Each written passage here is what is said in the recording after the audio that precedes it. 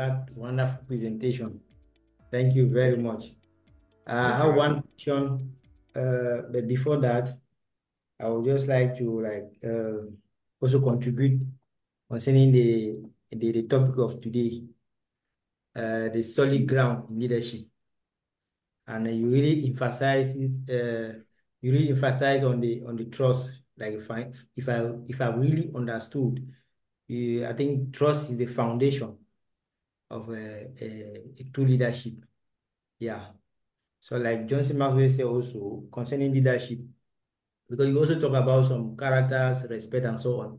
Johnson Maxwell said if you say that, if you have to say to people that you are a leader, it means that you are not a leader. So leadership is about influence.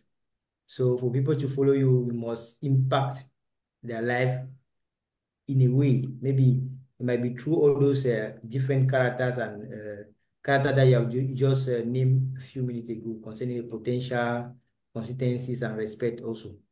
So I think this topic is, I think I've learned a lot. I've learned a lot on this topic of today. So my question is, can someone be born a leader? Can someone be born a leader? That's my question. Thank you very much. Okay, thank you very much, Coach Bean. That's a very, very interesting question. It looks simple, but it is really, really interesting. And I think everybody should hear what I have to say about it. Being a leader, like John C. Maxwell pointed out in one of the topics that he handled in the law of leadership, I think that is either the first or the second law. He was talking about what makes a leader. There is nobody that can be born a leader. If anybody can be born a leader, it means that that person is too perfect to be a human being, because leadership is equal to discipline. And discipline is basically telling you that everything that you naturally have, you have to control them to a limit where you can be able to accommodate others. That takes a lot. And this is why nobody can, because nobody is born to restrict themselves, right? Everybody is born to be free to do what you think is right and what you think is wrong.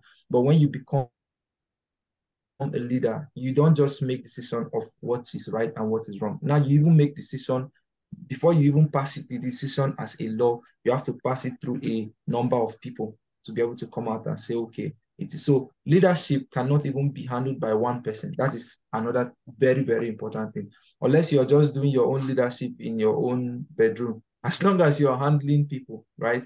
Somebody has to do something. Somebody has to count your money. Somebody has to send your messages. Somebody has to carry your luggages. So you have to be the brain. So that is the whole leadership system. You can't be the one doing everything. And that is why no one person can be born a leader.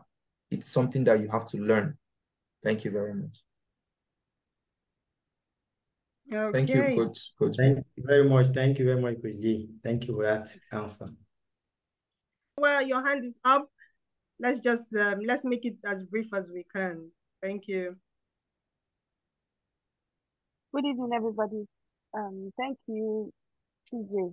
The question I have is about emotions. How can you share tips on how to handle your emotions as a leader? Yeah, there are so many ways you can handle your emotion. And I think it is too much for me to just mention all of them here. There are so many ways. But one of the things that I would always advise is to always stay clear-headed. You know, emotion is usually it's at its highest when you are stressed. That is the one time that everybody experiences the height of emotion, when you are stressed, when you are not able to think straight. So the only form of thinking that you have is how you feel. That is just one. There are so many other, and I think it's one of the things that we should handle in our Monday Vision topic. But one of the advice that I will always give everybody in terms of handling your emotion is to stay clear-headed. Another thing that you can do to help you manage your emotion properly is to speak with someone. All right. There's something that happens when people people block everything they are feeling. Like, for example, something can be happening to you now. You keep it within yourself. You don't want to share it. And then you're just murmuring to yourself every day. You are angry. One day, you are either going to be in a situation where you are supposed to make a decision that is going to impact your life and your future for a long time when that is happening, or you are going to give somebody an information that can mislead them because you are not thinking straight. So it is important to speak up, to speak to somebody. You don't necessarily, because for the most part, maybe it is triggered by somebody around you. Somebody around you is triggering you to be angry, to feel sad, to feel worried.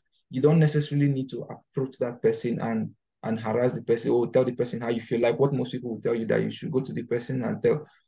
You can also speak to somebody, speak to a neutral person, right? Speak to a neutral person. The idea is to speak out. Sometimes I remember some time ago, I was talking to a friend, and he was listening to me, and then he wanted to start giving me advice. And I told him, no, what I'm trying to tell you is not so that you talk to me back. I am just telling you what is happening. So listening to it is all the advice that I need, right? So because I know I'm not supposed to act on that thing, but it made me feel bad, and I just